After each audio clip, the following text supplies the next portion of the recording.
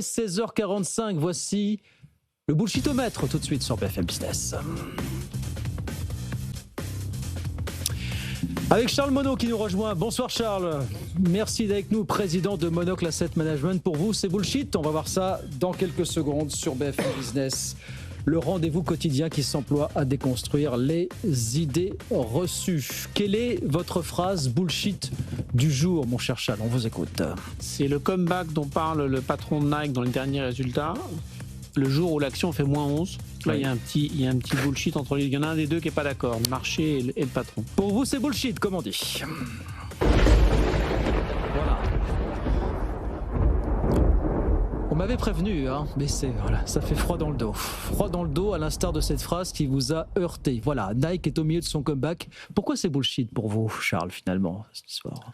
C'est toujours important quand les choses vont pas bien, je trouve, de le dire clairement.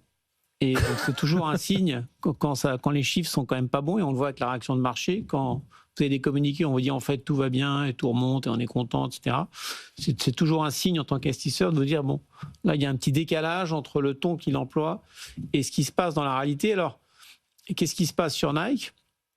Beaucoup de choses depuis l'euphorie du Covid où on était monté à des valeurs qui étaient quand même $150, ça vaut moins de 60 aujourd'hui. Ouais. Mais et on en avait parlé lors d'une émission précédente. Nike a fait pas mal d'erreurs avec leur patron, leur précédent patron, qui était l'ex-patron d'eBay, qui est arrivé sur une stratégie pure Internet, qui a coupé tous les distributeurs, etc. pendant le Covid. Donc ça a bien marché au début. Ils payent les pots cassés aujourd'hui.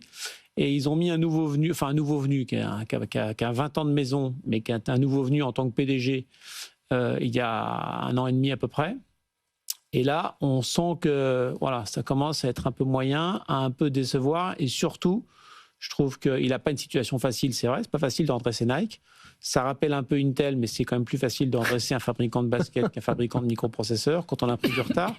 Mais par contre, justement, il faudrait qu'il annonce clairement les problèmes et qu'il les adresse. Ouais. Et là, ce petit ton un peu victorieux me paraît pas très bon. Ça vaut 85 milliards quand même aujourd'hui encore, Nike. Ça vaut 85 milliards, ce qui fait qu'il faut quand même gagner beaucoup d'argent en vendant ses chaussures pour justifier la valeur actuelle, même après la baisse. Donc les marges sont plus basses, il y a de la place sur les marges si les choses se redressent, mais il faut vraiment bien y aller clairement sur l'exécution.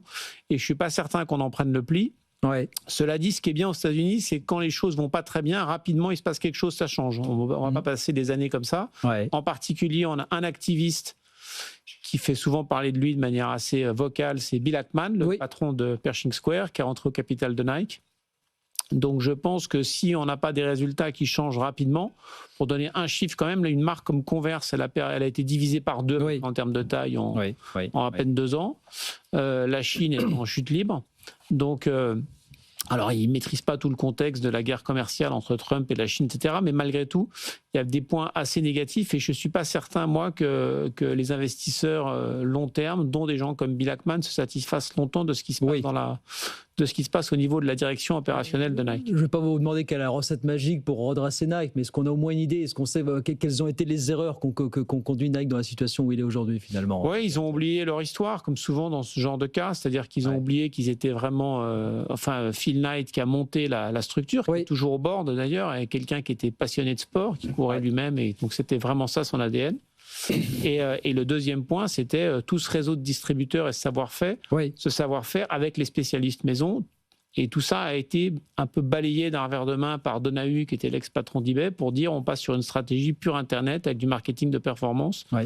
Et ils sont pris une gueule de bois post-Covid que tout le monde s'est pris, mais en plus, eux, avec un modèle qui tout à coup était gueule de bois plus modèle endommagé. Donc c'est cette pente-là qui est difficile à remonter. Et l'action un peu plus de 57 €. Oui, ça va. Je disais, justement, ça y est, vous êtes confiants dans Nike et je viens de remarquer qu'on a un petit dress code en commun tous les deux. Exactement. Vous avez les chaussures Nike en plus. Exactement. Voilà. Oh, il y en a plus d'un dans cette pièce. Je ne citerai pas de nom, mais qui doit avoir des chaussures. Je ne sais pas. Enfin voilà. En tout cas, Nike, 57 $.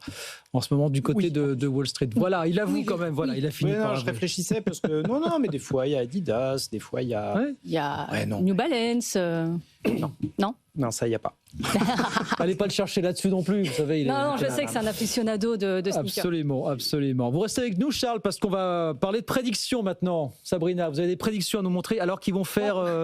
soit grincer des dents, soit susciter quelques idées, quelques vocations. Je pense que ça peut inspirer même. Alors, Charles, on va demander à Charles. Allez-y, on plaisir. C'est les prévisions de Dan Ives, qui est quand même l'éternel, optimiste devant l'éternel pour la tech américaine. Et ça, c'est bien, il en faut. Avec des vestes flashy. Et des vestes flashy, oui, c'est vrai que oui, ça. Avec ses chemises Hawaï, là, qui ne passe pas inaperçu. Mais au moins, on en parle. Et c'est vrai que là, pour le coup, Dan Ives est assez positif. Il voit Tesla à plus de 2000 milliards de dollars en capi grâce au robotaxi. Alors, il a fait une liste, une dizaine de prévisions. Voilà, on va voir ça peut-être à l'écran si vous nous regardez. Qu'est-ce qu'il nous dit alors, Dan? On a aussi Apple à 5 000 milliards, ce qui est pas mal. 5 000 milliards à la fin 2026. Oui, c'est quand même bon.